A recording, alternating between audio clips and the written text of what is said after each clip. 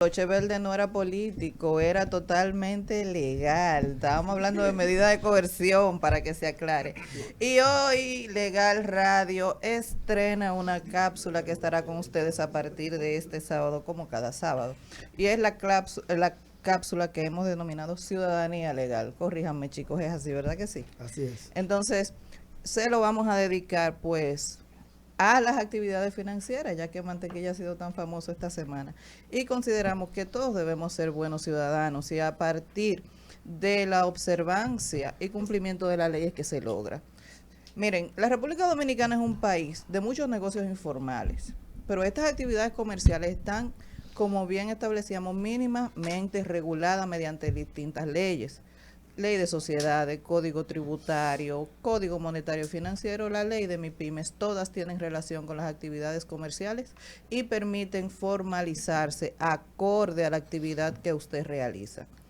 Por el momento, para cualquier ciudadano que decida hacer una inversión, es posible hacerla de forma legal y transparente, tanto en cuanto a la procedencia de los fondos, la modalidad de inversión y las utilidades que esta inversión le va a generar. Entonces, ¿qué le va a garantizar a usted todo el cumplimiento de la ley? Se lo vamos a resumir. Le va a garantizar, valga la redundancia, la inversión que ha realizado. Va a poder demostrar la procedencia del dinero que invierte y la procedencia del dinero que genera y que recibe como utilidad o beneficio.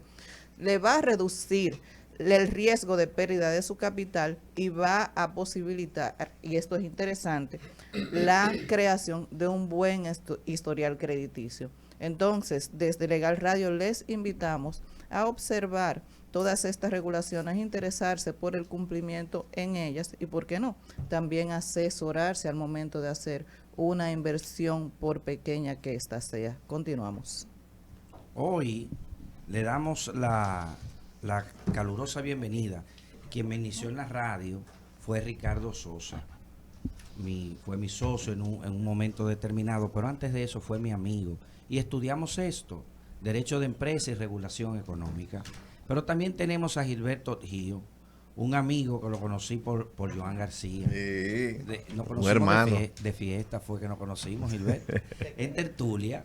Entonces, Gilberto Gio, que han hecho, digamos así, una de las sociedades jurídicas de las más sólidas en temas de responsabilidad médica, en temas de todo lo que es derecho de salud, en todo lo que es esta responsabilidad tan novedosa que todavía República Dominicana no tiene, digamos así, una regulación específica. Vamos a darle un fuerte aplauso para hablar de este tema tan interesante en el día de hoy. Bueno, muchísimas gracias. Gracias por recibirnos. La verdad que me siento en familia, rodeado de grandes amigos. Quiero saludar a quienes nos escuchan, darle los buenos días, decirle gracias por confiarnos su tiempo, el tiempo que ustedes tienen para reflexionar sobre los temas de su interés, que nos lo confíen por unos minutos para que podamos hablarles de derecho médico. Es para mí un honor y espero poder darle a la audiencia de este programa al menos 2 o 3 buenas guías de ideas de cómo avanzar en la comprensión del derecho médico y cómo ponerlo en la práctica. Si son abogados, que desde la semana que viene ya les surjan ideas de cómo agregar servicios a sus oficinas. Si son pacientes, qué ver cuando van a una consulta para que sus derechos no estén en riesgo, especialmente el derecho a una decisión oportuna e informada. Y si son médicos, ojalá al terminar esta intervención de nosotros se vayan con 1 o 2 buenas ideas de cómo evitar asumir riesgos innecesarios en una relación médico-paciente que podría terminar en los tribunales. De mi parte, por igual, muchísimas gracias, Francisco, por la invitación. Debo hacer una aclaración porque él dijo que yo fui su amigo, pero para mí él sigue siendo mi amigo. O sea, él habló en pasado, pero yo lo siento como mi amigo todavía. Y de verdad que muy contento de estar aquí en el programa de ustedes, que nos hayan invitado. Desde que Gilberto, digamos que me planteó esta idea, esta propuesta. Yo y Gilberto y yo ya somos amigos de hace ya unos cuantos años. Me pareció sumamente interesante porque el tema de la responsabilidad médica, digamos que tiene poco tiempo desarrollándose. Nosotros vemos constantemente situaciones que se dan en hospitales y en clínicas privadas donde personas mueren o son mutiladas o se le aplica una mala práctica, pero los familiares o la misma persona afectada, cuando ocurre la situación, mira, pero vamos a investigar, vamos a ver qué pasó. No, mira, vamos a dejar eso ahí, porque entre bomberos no se pisan la manguera y eso es difícil ganar un caso, pero hemos visto cómo eso ha ido cambiando y la propia jurisprudencia también ha ido, digamos, complementando los lineamientos para que sí se puedan obtener condenas en los casos en que real y efectivamente ha habido una mala práctica. Yo he estado revisando pensums de la carrera de medicina en diferentes universidades y todavía no he podido advertir que de manera sistemática dentro del pensum regular haya una materia que tenga que ver con este tema.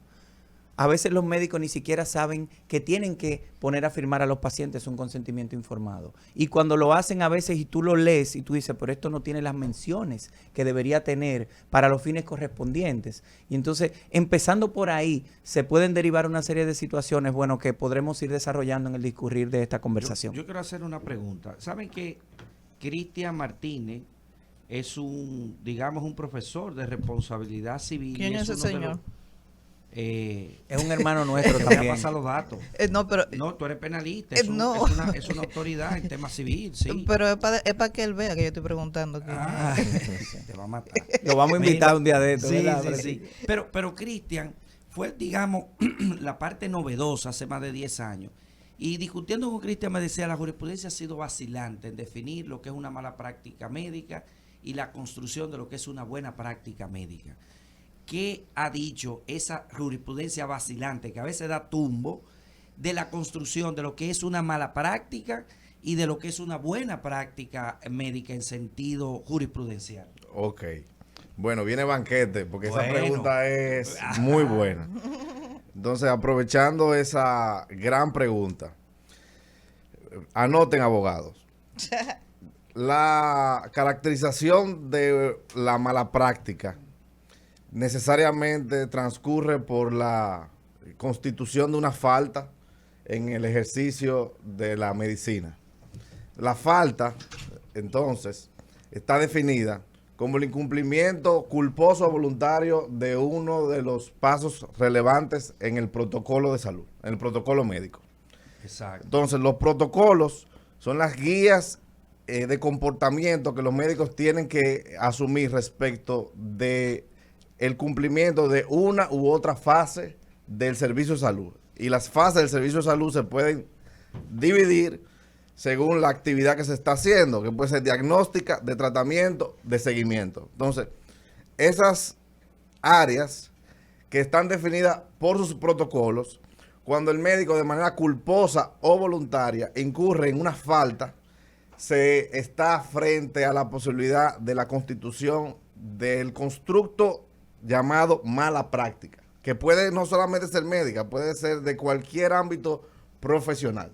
Entonces, Excelente. ¿qué sucede con la falta? La falta está atada a la obligación y a su naturaleza según sea de medio o de resultado. Entonces, la ambivalencia jurisprudencial siempre ha sido, se puede preguntar también, a veces la responsabilidad civil médica parece estar más cerca de la responsabilidad objetiva por unos cuantos años y luego viene otra jurisprudencia y nos la pone de la cancha de la responsabilidad subjetiva, haciéndonos reflexionar sobre cuál es la naturaleza real de las obligaciones. Entonces, eso se zanjó en la sentencia 33215 del 6 de mayo del 2015, cuando la jurisprudencia de la Suprema Corte de Justicia esquematizó lo siguiente. La naturaleza de la obligación, entonces, se define de la siguiente manera. ¿Qué tan aleatorio es el resultado pretendido por el deudor de la obligación? Visto desde una distribución probabilística de la ejecución de la obligación. Esa última parte, la distribución probabilística, la estoy sumando yo para explicar a qué se refieren con qué tan aleatorio es el resultado pretendido. Y ellos lo ejemplifican para traerlo al lenguaje llano. Y dicen, por ejemplo, Si una prueba de laboratorio tendente a darte el resultado de la tipología de tu sangre tiene una probabilidad de éxito científico alta, del 99%, de más del 99%, debemos asumir que eso es que esa obligación tiene un carácter objetivo, porque la aleatoriedad del resultado pretendido sobre el deudor es casi nula. No hay aleatoriedad ninguna. O sea, si él te hace la prueba de sangre saldrá bien. Ahora, si él te la hace mal, entonces la razón por la que la prueba puede salir negativa no está atada al método científico, sino la ejecución de la prueba como tal. Entonces, el ejemplo inverso es decir, ok, la obligación que pretenden que se cumpla en este contrato es la cura del cáncer, por ejemplo. O lo voy a decir de otra forma, pero voy a decir lo mismo. Un paciente llega a la consulta de un oncólogo con cáncer y el oncólogo lo somete a tratamiento. Dije exactamente lo mismo. Ok, ¿qué pasa? El oncólogo puede aplicar todas las vías de tratamiento habidas y por haber, y la obligación sobre la posibilidad de que esas vías de tratamiento den un resultado favorable nunca llegarán a superar el threshold, el límite de alta probabilidad, porque está sometido a la aleatoriedad intrínseca de la biología del cuerpo del individuo. Entonces, cuando nos detenemos a pensar sobre la construcción de las obligaciones per se, tenemos entonces que reconocer que también las obligaciones se dividen en obligaciones que son parte de las obligaciones. Y me voy a explicar esta redundancia.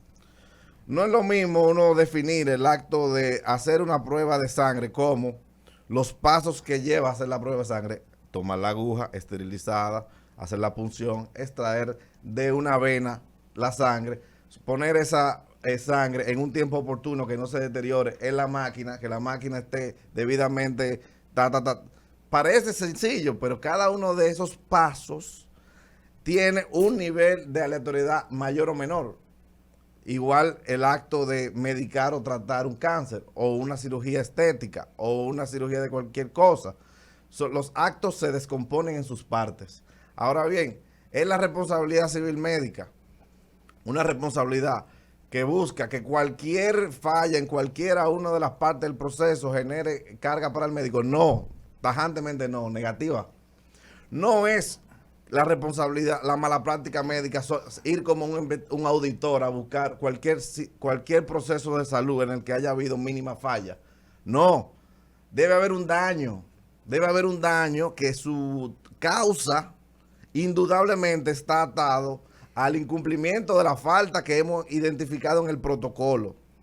Entonces, la responsabilidad civil médica es lo mismo que la responsabilidad civil tecnificada hacia la prueba. Lo que tú me dices es que si una mujer, para entenderlo así, le va a una cirugía y le dice yo quiero quedar así y no queda así, no necesariamente es una mala práctica médica, porque él siguió todos los protocolos para llevar el proceso y él no promete. Siempre y cuando el compromiso médico-paciente no haya sido la promesa de él de dejarla así. Claro. Sí, porque hay un elemento importante. Hay un elemento importante. O sea, en materia, por ejemplo, de intervenciones quirúrgicas, un cirujano general y entra alguien a quirófano, bueno, ese cirujano hará todo lo que está dentro de sus mejores esfuerzos, su técnica y su conocimiento, aplicando los protocolos para lograr el resultado. No es lo mismo, por ejemplo, que ya Manzano entra en el ámbito de lo que serían obligaciones propiamente de resultados, exacto, que es la cirugía estética. Si yo voy a un cirujano estético y él me dice que me va a dejar la nariz de Brad Pitt, por decir a alguien conocido, y me pone un esquema computarizado y me dice, mira, tú vas a quedar así. A la hora de yo esperar ese resultado, él tiene que dejarme esa nariz. Pero ese es un caso muy particular y muy excepcional de lo que sería una obligación de resultados. Porque así como nosotros los abogados también tenemos, en el caso de los litigantes, obligaciones de medios, nosotros vamos a hacer todo lo posible por ganar el caso. Pero no depende de nosotros la decisión. En el caso del médico, aunque sí depende, hay cosas que tienen que ver intrínsecamente con el paciente, con su salud, con su recuperación. Entonces, esos elementos también se deben tomar en cuenta. Ustedes han tocado un tema sensible para las mujeres, que es el tema estético, ¿verdad? Que se ha convertido casi en una necesidad. Pero de la intervención de tú eres hermano. Gilberto. Tú eres Gilberto. Oye, señores, estos muchachos son hijos de una amiga, entonces siempre tengo la confusión si es Armando o si es Un Gilberto. saludo a mi hermano Armando por ahí. Sí, ¿verdad? Entonces, este tema, reencauzando, perdón, de las cirugías y los procedimientos médicos, por lo visto, generan una serie de protocolos y detalles que en caso de un proceso penal pueden quedar aislados. Entonces, como una pregunta procesalista pura y dura, sí, ¿hasta dónde es posible llevar este escenario que me has descrito hoy aquí a un tribunal? ¿Qué tanto puede lograrse? Y yo agregaría que a cuál tribunal, sea un tribunal civil o a uno penal. O a uno penal. No. Ok, vamos a incorporar la prueba aquí. Estamos frente a un caso donde haya una alegada víctima y básicamente llega con una factura de los servicios médicos recibidos y 2 o 3 copias de los resultados médicos que en el curso de su preparación para la cirugía conservó. Luego ella fue operada y ella no quedó bien, ella quedó mal y alega que es víctima de mala práctica médica. ¿Cuál es la serie de pasos que toma un abogado para incorporar a un proceso judicial, civil o penal, toda esta normativa médica, todos estos protocolos y hacer que el juez pueda ponderarlo en su debida? Me imagino que esa es la pregunta. ¿Esa es la pregunta? Sí. Ok. El Viceministerio de Garantía de la Calidad del Ministerio de Salud Pública es la primera oficina que hoy debemos conocer y agregar a nuestro saber jurídico. Ese Viceministerio de Garantía de la Calidad tiene una dirección de guías y protocolos médicos, que es la oficina a la que usted le va a pedir las certificaciones, las copias y en general todo lo que tiene que ver como documentación que el Estado produce para guías y protocolos del área salud. Es decir, que lo que esa oficina certifica, produce y en general audita es la base normativa, haciendo un símil, de lo que sería para la clínica sus leyes. Neumología tiene sus leyes. Cardiología tiene sus leyes se llaman protocolos. Y esos protocolos están en este viceministerio. Si no lo están, hay en la norma jurídica nuestra las mismas reglas y previsiones sobre la supletoriedad de las normas internacionales, normas de guías de asociaciones especializadas. Entonces, nunca nos vamos a encontrar con un vacío legal. Lo que tenemos que saber es dónde ir a procurar el documento de mayor jerarquía que define el protocolo que estamos trabajando. Entonces, a veces tenemos que instituciones privadas especializadas tienen protocolos más abarcadores que los que tienen el Viceministerio de Garantía de Calidad. En ese caso, el abogado que defienda esa institución, o si es uno mismo, lo usaremos para demostrar o para acreditar que nuestros estándares están por encima. Pero ok, ya sabemos que lo tenemos que buscar allá.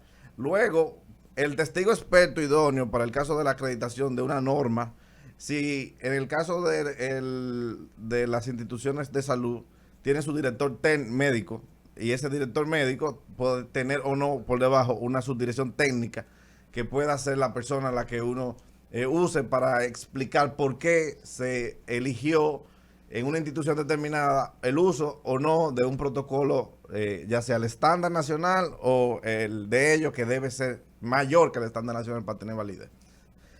Si no, entonces tenemos que solicitarle al Ministerio de Salud Pública que o a través de un peritaje o a través de del Ministerio Público que haga comparecer al encargado de la oficina de guías y protocolos o a una persona que pueda ser designada por para responder la pregunta contenida en el instrumento. Ahora bien, uno tiene que dotarse del expediente médico para poder hacer estas investigaciones. Y el expediente médico a veces no viene con la persona. Entonces, yo les prometí que los abogados que escucharan este programa se iban a poder ir de escucharnos con un nuevo servicio. La demanda en referimiento en obtención de expediente médico es una demanda muy normal que muy pocas oficinas hacen. Digo O que sea, es muy... antes de poner la demanda Sí, claro, per se. claro. Y Porque- es crítico que sea así. Y este es el valor agregado. No es solamente ellos saben que pueden desde mañana tomar caso de obtener expedientes médicos que sean denegados a pacientes. No, es que si ellos se lanzan a interponer la demanda sin tener el expediente médico en mano, se están arriesgando a un sinnúmero de vicios en su propia teoría del caso. No van a poder identificar dónde está la falta, no van a poder identificar cuál es el vínculo de causalidad. Como mucho van a hacer una exposición de daños en la demanda. Como mucho van a decir, mi cliente tiene estos daños y cree que viene de estas causas. Pero el abogado de la defensa del otro lado la va a llevar muy fácil. Y peor aún, no podemos garantizar, no podemos tampoco acusar de esto, pero si usted deja en manos del contrario la prueba de su caso y ya le dice que lo está demandando, y es después que usted va a buscar la prueba de su caso, yo no me imagino que usted le haya mucho de ahí, de este punto, a imaginar que la prueba está en peligro, en manos del contrario. ¿Por verdad? Bueno, pero mi pregunta va en ese mismo sentido. ¿Qué hacer? Vamos a ver. Cuando ocurre la muerte de una persona a propósito de una mala práctica médica o de una presunta mala práctica médica, porque obviamente eso lo dirá las pruebas, ¿verdad? Normalmente la persona está afectada por un sentimiento de dolor por la pérdida de su familiar, o sea, los demandantes o los futuros demandantes. Entonces no están, digamos, orientados a cuáles son los primeros pasos que deben seguir cuando entienden o presuman que la muerte se debe a una mala práctica médica. ¿Cuál es la recomendación de ustedes para estas personas que entienden que ahora mismo se le ha muerto un familiar y puedan suponer que fue una mala práctica médica? ¿Qué deban hacer estas personas para reclamar sus derechos? Bueno, lo primero es buscar una asesoría calificada. Sí, además de buscar un abogado, de llamarlo a ustedes, ¿verdad? O sea, ¿qué hacer? ¿Qué hago? Porque como dice Objío, ciertamente, bueno, si yo advierto que voy a demandar, como la prueba está en manos de ellos, yo conozco casos donde te rompen el historial médico y te hacen otro. O sea, es delicado el tema. O sea, ¿qué hacer como primera medida para tú proteger el proceso que pudiera efectuarse en el futuro? Bueno, yo diría, antes que Gilberto dé su opinión, que va incluso a depender del momentum en el que se acercan los clientes con ese caso. Gilberto hablaba de hacerlo antes de la demanda y Francisco también, pero por ejemplo, a veces llegan al año y 8 meses de haber ocurrido el hecho y sabemos que hay una prescripción por un tema contractual que sería de 2 años. Entonces tú dices, yo tengo que lanzar la demanda, pero no necesariamente quizás fijar la audiencia o promover que la misma se avance. A veces puedes fijarla y pedir un sobreseimiento en función de que ya vas a hacer el referimiento, pero eso es simplemente un tecnicismo para tú interrumpir la prescripción. Ahora, evidentemente que si no está el expediente completo, como casi siempre pasa, que hay que hacer la solicitud correspondiente, pues lo primero es solicitárselo. Y uno se lo puede solicitar incluso a través de un acto de alguacil. Si ellos no lo entregan o lo entregan incompleto, que situaciones ya nos ha pasado, entonces ahí procedería la demanda en referimiento en entrega de expediente médico, donde normalmente también se pide una penalidad, en este caso lo que sería el astrente, para que por cada día de retardo en la entrega ellos puedan proceder con eso. Digamos que ese es el primer paso para uno ir construyendo lo que serían los Pero ese es el elementos paso del probatorios. abogado. Yo me refiero al paso del paciente, perdón, del familiar que se le muere el paciente. ¿Qué hago? Voy a donde el médico, voy a donde un abogado, obviamente, o cuál es además de buscar un abogado, ¿cuál sería el primer paso para los fines de la protección probatoria? Porque De cuando verdad, tú... si voy a Proconsumidor, o sea, me cuando tú parece- quieras ir al No, referimiento... voy a interrumpir ahí. Usted va a pedir la autopsia de su... Es lo de- primero. Lo primero. Exacto.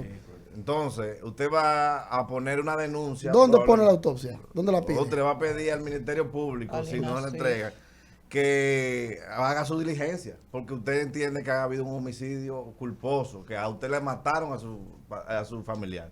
Y si no le creen, usted va a decir, mi familiar estaba sano, porque lo que pasa es que la mayoría de la gente, después de que hay un muerto, creen que todo el muerto estaba grave, pero hay muchas mujeres sanas en sus 20, 30, 40 años, perfectamente de salud, tan perfecta que la dejan operarse estéticamente y que mueren.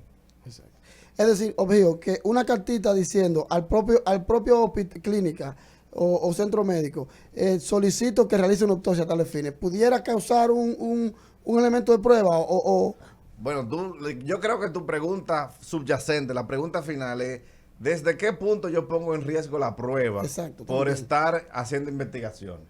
O sea, nunca usted va a poner en riesgo la prueba. Usted pida la prueba, usted pida su autopsia, actúe. No importa que la gente sepa que usted va a demandar, porque hasta las falsificaciones de expediente médico comprometen la responsabilidad de la institución. Va más allá y el que lo hace puede ser incluso cómplice o autor de falsificación de documentos públicos, porque el expediente médico, una vez es a propósito de un caso de una muerte, es un documento que tiene la característica de ser médico legal y es el elemento de prueba que el Estado ha definido. Entonces ya se convierte de un documento privado a un documento público. Si usted lo falsifica, usted además va a ser sometido no solamente por el homicidio, va a ser sometido por las falsificaciones o los daños que puede incurrir en usted dañar la historia clínica de un paciente, más en el curso de un proceso. Entonces, yo creo que, salvada la cuestión de que si usted entiende que su familia, un familiar suyo, perdió la vida en una situación que necesita ser investigada, lo primero que usted debe hacer es ir a poner la denuncia para poder poner en manos del Ministerio Público las diligencias procesales para que le entreguen su autopsia. Esta es una rama, digamos, que ha sido es un camino poco transitado. Desde sus inicios hasta el día de hoy, ¿han ustedes notado algún avance en materia de responsabilidad médica y clínica en República Dominicana? Ese es mi más grande orgullo. ¿Hacia dónde vamos? Mira, yo estoy muy orgulloso. Amén. Es una pregunta muy emotiva, porque cuando uno empezó esto, uno veía que la gente llegaba a las oficinas quejándose de todo tipo de abusos, realmente todo tipo de abusos.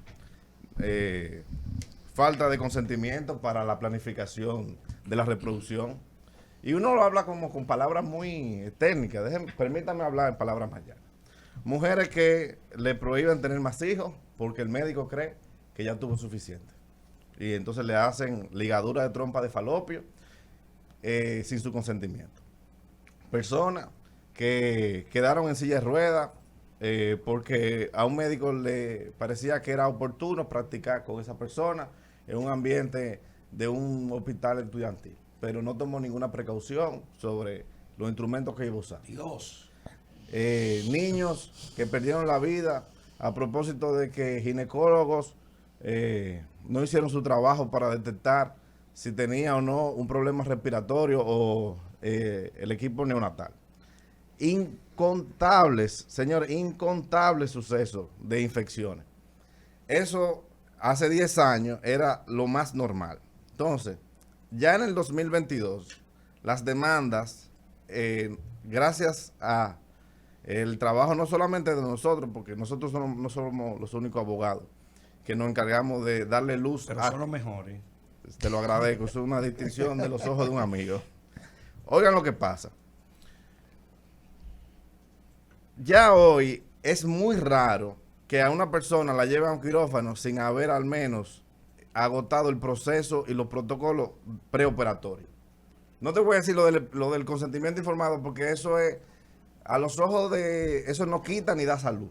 O sea, una cosa es que la gente la ponga a firmar para el médico querer defenderse de una demanda o que esa persona sepa. Ok, eso está bien. Pero eso no es lo que a nosotros nos hace sentir bien. Lo que nos hace sentir bien es que ya es muy raro que te metan a un quirófano sin hacerte la prueba de pulmón, de corazón, cómo tú estás con tu presión, cosas que sí realmente pueden evitar que tú te mueras. ¿Por qué? Porque ahora hay un miedo que si tú te mueres te demanden. Entonces, no es que me van a demandar por X o por Y. Lo grande es que nosotros hemos podido contribuir a una sociedad donde los actores que operan en esa sociedad se sienten menos intocables. Yo no quiero decirlo así porque yo defiendo también muchos médicos. Nos sentimos todos responsables. Responsable, exacto. Todos responsables. El paciente debe sentirse responsable de hacer su elección, de ir a un médico que sea especialista del área que él necesita y no una gente que está inventando. Pero el médico también se siente responsable de que si lo hacen mal, no es que quizá lo vayan a demandar, es que es casi una certitud que lo van a demandar. Entonces la actividad cambia, el comportamiento del ciudadano que se siente observado cambia, y eso es positivo. Roberto, perdóname, hablas de consentimiento informado. Vamos a ayudar un poquito a los médicos. ¿Qué tanto protege a un médico un consentimiento informado?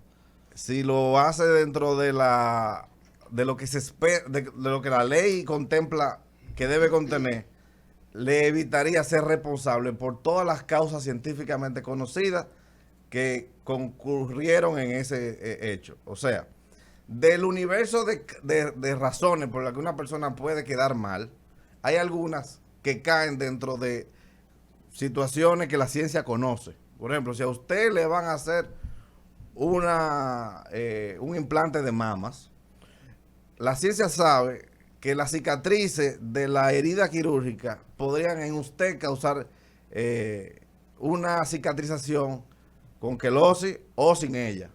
Pero eso no está en control de los médicos. Un buen consentimiento informado evitará que una persona insatisfecha con la cicatrización de su cuerpo, fea, por ejemplo, estéticamente fea, lo pueda demandar, pero no pueda ganar la demanda.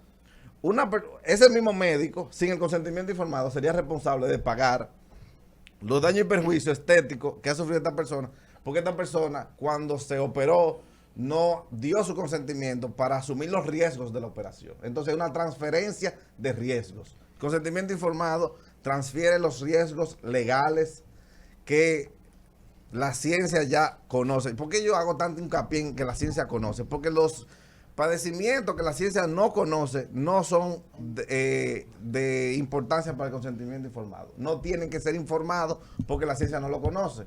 Entonces esos no van a causar responsabilidad de ninguna manera. Con una defensa efectiva el médico puede hacer uso de una excepción que se llama el alea terapéutico y simplemente romper el nexo de causalidad. Sí, Gilberto, pero para que el público lo entienda, en pocas palabras, en palabras llanas, ¿qué es el consentimiento informado? ¿Qué consiste? Es la autorización preoperatoria para someterse a la operación. Y eso es como un contrato. Se parece a un Es la autorización que le da el paciente al médico antes de operarlo. Decir, mira, yo estoy informado y tengo conocimiento de que estoy asumiendo ciertos riesgos. Estos riesgos. Entonces tiene Exacto. que ser oportuno. Oportuno quiere decir que no sea justo antes de la operación. Tiene que habérsele dado días antes de la operación. Especialmente si la operación es electiva. Pero si la operación no es electiva, sino de emergencia, eso no importa. Hay que operar a la gente y hay que, a su familiar o a él, si él está consciente, permitirle en el tiempo prudente, que no ponga en riesgo su vida, conocer si, por ejemplo, le van a hacer una amputación o hay una consecuencia. Ya es un tema que podríamos hacer un programa entero sobre esto. ¿Es un contrato? No. ¿Por qué? Porque toda la relación médico-paciente en la que está eso incluido es el contrato. Entonces, este es un elemento de prueba dentro del contrato. Este es un elemento más de prueba dentro del contrato. El contrato ya está hecho. Yo lo definiría como una especie de declaratoria, un reconocimiento unilateral, Sí. en este caso del paciente, de eso que explicaba Gilberto. O sea, ¿qué pasaría primero respecto a la intervención, el abordaje quirúrgico? ¿Cómo se va a hacer? ¿Qué pasaría si hay algún imprevisto y a cuál pudiera cambiar? Y también cuáles serían los resultados esperados y los temas que tienen que ver con la recuperación. Pero antes de pasar a otra Eso pregunta. tiene que pasar por proconsumidor, Ricardo. O sea, porque por si tiene cláusula abusiva o de liberación de responsabilidad total en el médico, ¿tiene algún control eso? O te lo voy a poner así, más llano. El paciente firma, a veces tú tienes la persona ahí en cirugía y te dice, mira, el padre, a su hijo le van a hacer firme. Y tú todo el tiempo Y ni lees lo leen, eso. y ni lo leen. Entonces, ¿qué control en términos prácticos existe? Porque lo que dice Joel es, óyeme, pero el consentimiento, ahí, en ese momento, ¿me está Claro. entendiendo? Señores, una pregunta interesante la de Manzano. Vamos a pedir que sigan en sintonía y continúen con nosotros con Legal Radio. Estamos hoy hablando de la responsabilidad médica. Continuamos. Le preguntaba si firmo el hijo ahí, el papá ahí en un accidente, si hay algún control posterior, antes, pro consumidor, no.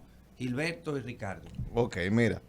El consentimiento informado es un documento que surge de una norma nacional que se llama Norma Nacional de Expedientes Clínicos. y su contenido está diagramado por esta norma, una norma emitida por el mismo viceministerio del que le hablé anteriormente. Ahora bien, hay otros documentos de naturaleza contractual que se firman a la hora del ingreso a una clínica que sí deben, sí pueden ser objeto de supervisión por cláusula abusiva en pro consumidor, como es la autorización de hospitalización o de ingreso, donde pueden haber cláusulas que sometan al pago de concepto, ya sea por muchas razones, o que traten de limitar la responsabilidad de la institución médica a través de aprovechar la firma que debe ser plasmada en una simple autorización de ingreso. Entonces, tenemos que aprovechar que él va a firmar eso y vamos a meter abajo una cláusula que nos libera de toda responsabilidad, vida y por haber. Esas cláusulas son nulas. Son nulas porque son... primero son ausentes de toda causa de parte de quien las... a quien se le quiere imponer, que al paciente se le puede preguntar, ¿por qué usted, qué razón tenía usted para liberar al centro médico de toda la responsabilidad? Siempre te va a decir, no, ninguna, porque me la pusieron a firmar. Pero yo no tengo razón, yo no tengo ninguna justificación, no hay ningún intercambio válido por el cual ellos se puedan liberar de hacer las cosas mal. Eso no tiene un fundamento jurídico. Y no lo tiene porque la única autoridad con el poder de liberar de responsabilidad civil a una parte es el Poder Judicial. Nadie puede, ni siquiera entes privados, liberar ex antes a una persona de la responsabilidad. Yo puedo hacer una declaratoria de que quizás no voy a tener interés de demandarte, y hay que ver si eso tiene validez. Yo puedo decir, exculparte frente a un proceso futuro y decirte, en caso de que tú me demandes por esto, yo te voy a ti a no retener responsabilidad. Pero quien está llamado a garantizar eso es un juez. ¿Por qué? Porque estamos hablando de el interés público, porque es el bien, es la integridad de la salud de la persona. En el contrato médico, lo que estamos hablando, el objeto del contrato médico es la integridad física de la persona. Entonces no hemos hablado de eso, pero hay muchos matices que el carácter de interés público hace fluir, hace que se derrame a través de todas las ramas del derecho de la responsabilidad civil médica. Por eso el consentimiento informado no puede llegar al punto, el médico no puede poner en el consentimiento informado una cláusula liberatoria de responsabilidad excesiva. ¿Por qué? Porque incurrirá en la nulidad. ¿Por qué? Va en contra del interés público. Porque el interés público le prohíbe a una persona dar liberalidades sobre su integridad física. Yo no puedo liberarte a ti de la posibilidad de tú herirme. Eso no se puede. Entonces, esos son matices. Ricardo, voy a hacerte una pregunta, pero vamos a hacer una reflexión. No como aquella que hacíamos en el parqueo de Pucamaima, que duramos hasta la 1 de la mañana y nos cerraban. No, es una reflexión. Y no como la que me hiciste a propósito de caso mantequilla. Él no se quedaba con eso. No, la tengo guardada. Es que si me iba con eso, Okay, me iba a dar okay. un infarto ahí abajo. Okay. Mira, vamos a alterar la narrativa. Yo estaba leyendo algo sobre lo siguiente. En casi todos los códigos penales, el delito castigado con más gravedad es terrorismo. Y hace 10 años solo han muerto más o menos 5,000 personas. Pero de diabetes y de sobrepeso mueren más de 23 millones de personas al año. Y a eso no se le declara la guerra. Alteremos la narrativa y pensemos en lo siguiente. La obesidad, que según los números, ¿verdad? Hay 2.300 millones de personas en sobrepeso por sobrecomida. Y por hambruna solo hay 8 millones de personas. La gente muere más por sobrepeso, por sobrecomida, que por el tema. La obesidad, y te voy a hacer 2 preguntas inmediatas sobre el punto. ¿Es considerada o no un trastorno médico desde el punto de vista cómo regula la ley el aspecto de la obesidad? La segunda pregunta me surge, está muy de moda la fertilización in vitro y la adopción de las parejas de un mismo sexo. Y tengo personas, clientes que se van a Estados Unidos, hacen la fertilidad in vitro, ¿verdad? Toman los vientres en alquiler, alquilan un vientre por 9 meses y dan a luz un hijo. Ejemplo, Ricky Martin. ¿Eso es posible en República Dominicana? Lo uno y lo otro. Vamos a analizar eso. Bueno, la parte de la obesidad como tal, digamos que no hay una normativa que pueda establecer o que pueda derivar en alguna consecuencia o que tenga que ver con asuntos médicos o responsabilidad médica propiamente. siempre y cuando un médico, por ejemplo, no aplique algún procedimiento o digamos algún medicamento que pueda crear alguna reacción, que puede ser algo excepcional en algún paciente, pero en términos, digamos, estrictamente legales, para fines de lo que sería responsabilidad médica, el tema de la obesidad va, digamos, muy relacionado con la persona misma y con lo que tiene que ver con su cuidado. Nosotros estamos viviendo ahora en una sociedad donde la alimentación se ha convertido en un problema porque la forma en que vivimos y digamos esa rapidez en la que estamos envueltos nos lleva a alimentarnos de una manera indebida y a crear una serie de situaciones, digamos, de situaciones que pueden afectar la salud. Pero en la parte estrictamente de responsabilidad médica, digamos que no. Y la parte de fertilización in vitro. Y vientres en alquiler. Y vientres en alquiler. Me gustaría que sea Gilberto quien... El tema de los vientres por alquiler, como no está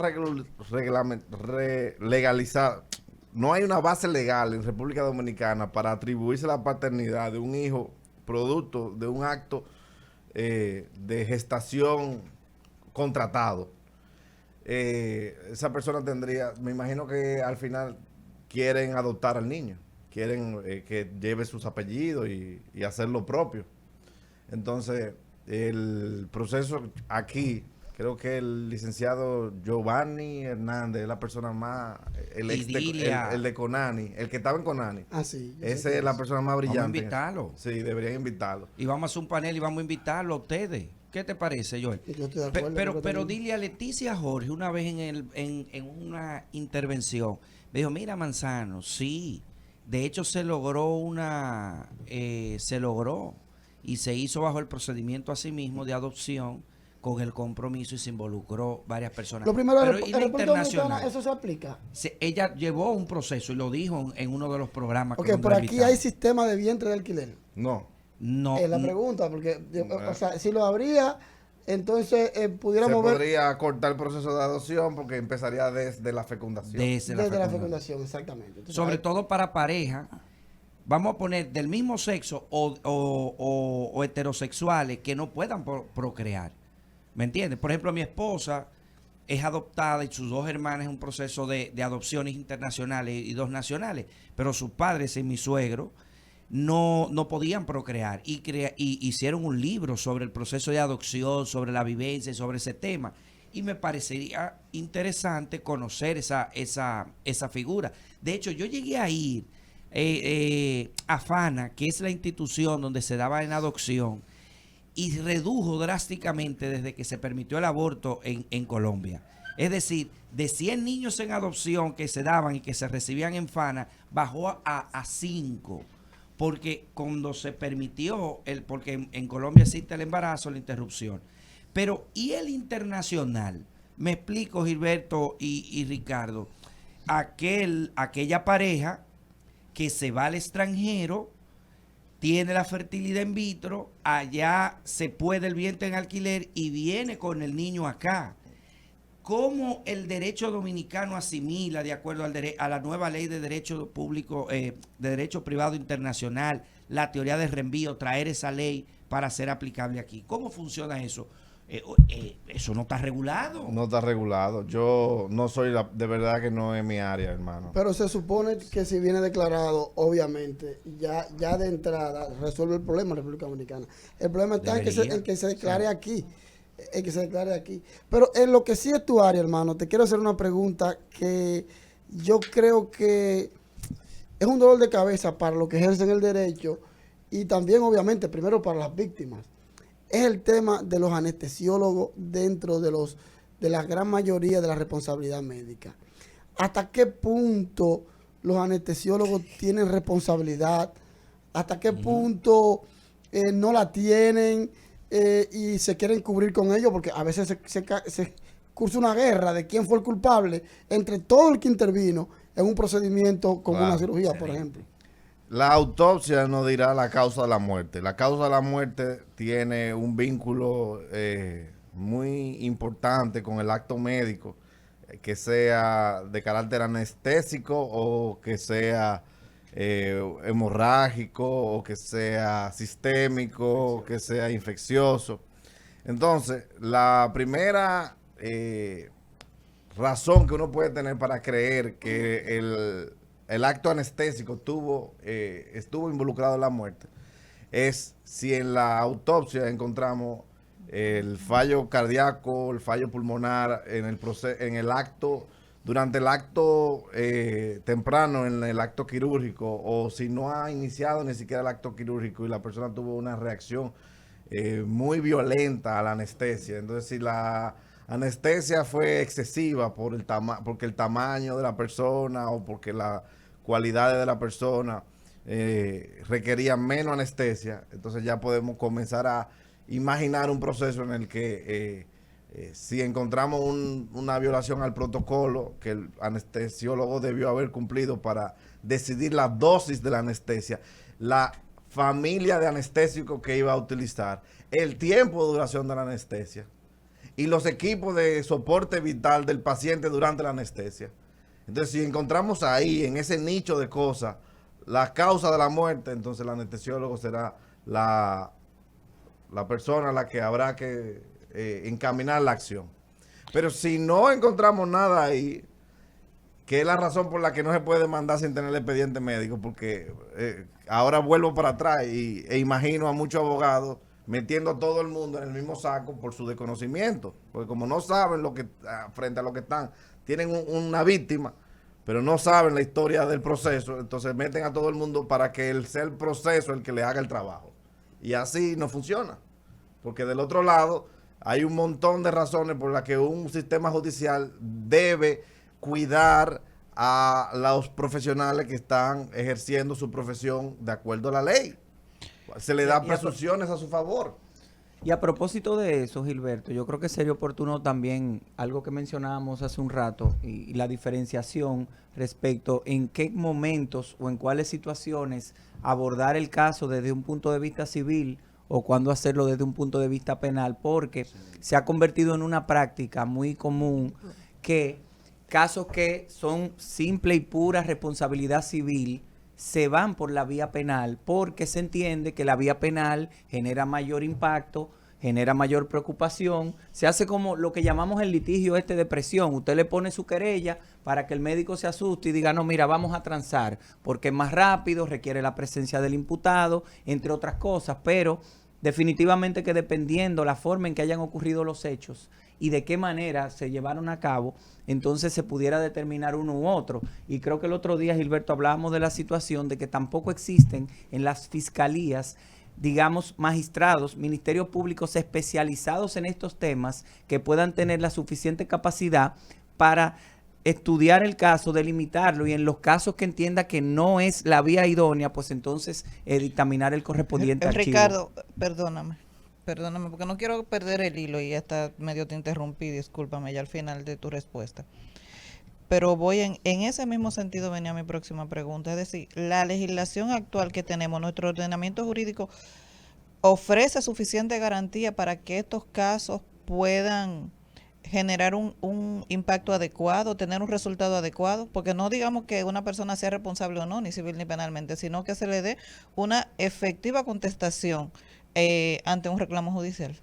La respuesta corta sería que sí. Si se hace el abordaje correspondiente y se suministran los elementos probatorios, yo creo, y algo que discutimos siempre Gilberto y yo, es que los montos de condena son insuficientes. Nos quedamos poco. Y como que los jueces tienen, digamos, unas medias de una manera generalizada, cuando debería hacerse un análisis objetivo y particular de cada persona, porque es verdad que todos somos iguales, pero en términos, digamos, de la evaluación pecuniaria, económica, de lo que puede ser la muerte de alguien, se hacen ciertos análisis que tienen que ver con su capacidad productiva y su tiempo de vida, que es algo que se debe tomar en cuenta y que nosotros siempre nos encontramos insuficiente cuando llegan las condenas.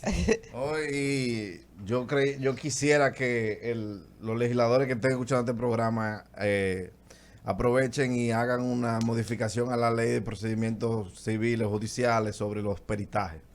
Y sobre los peritajes tengo que decir dos cosas rápidamente.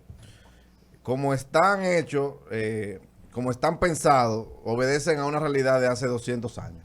Wow. Son inservibles, la carne la dejamos en manos de los gatos, todos los peritajes se lo ordenan que lo haga el mismo colegio médico o la sociedad especializada que a la que pertenece el mismo médico. Entonces, teniendo nosotros un INASIF, teniendo nosotros un Ministerio de Salud Pública, teniendo nosotros la modernidad de la tecnología, nosotros podemos tener un cuerpo de peritos en el INASIF que sean los designados a hacer esas cosas y que sean más tecnificados. Entonces, ¿por qué digo los legisladores? Bueno, porque tenemos que tener una ley que le dé ese tipo de atribuciones y corregir los desfases del proceso civil, que realmente, bueno, pero eso es otro programa. Hablar sobre peritaje es otro programa entero. Gilberto, brevemente, ya para finalizar, el tema del paciente que va a la emergencia y hay una dilación para la atención y posteriormente viene la muerte. Ocurren muchas cosas desde que están, por ejemplo, si fue un accidente, de que están en el pavimento, que llega el 911, que va a la emergencia, que no lo quieren recibir, que va a otro hospital, definitivamente muere. ¿Cómo se distribuye la responsabilidad de manera lo más resumida que tú puedas? Ok, una persona tiene un accidente, está en la calle. Lo primero es el tiempo de respuesta del 911. Si el 911 no puede controlar el tránsito, hará su mejor esfuerzo. Si la persona muere porque no llegó ninguna unidad del 911, estamos en el Distrito Nacional, habría que hacer una auditoría sobre el proceso de despacho de la unidad y si esa unidad, una vez ordenado su despacho, no tomó la ruta hacia allá, sino que se quedó, no hizo nada. Eso es una cosa. Suponte tú que la persona sí fue recogida a tiempo. O sea, estamos liberando ya el escenario de que el 911 sea responsable. Y en el curso entre que fue recogida y llega al hospital, muere. Y muere porque en el 911 no había un respirador. Muere porque faltaba una cosa. Entonces, las deficiencias en el servicio, mientras esté bajo la guardia del 911, son del 911. Pero ya llegó al centro médico y ya fue depositado en la emergencia. Llegó Ya vivo, bien. Llegó vivo. Vivo. Bien, no sabemos hasta que le hagamos Exacto, una batería de sí, estudio. sí. Llegó vivo. Estando vivo ahí, una cosa es que muera sin haber sido atendido y otra cosa que muera en el curso de la atención. Entonces, si muere sin haber sido atendido, hay que preguntarse el tiempo que transcurrió entre su llegada y su muerte y si ese tiempo se sale de los controles. Entonces, es como la cebolla, es por capa. Yo creo que Gilberto y Ricardo tienen que volver. Responsabilidad médica en Legal Radio. En el día de hoy agradecemos a los radioescuchas, agradecemos la invitación y están comprometidos con el público para volver a tocar este tema. Sigan con el contenido de Rumba. Escuchas Legal Radio.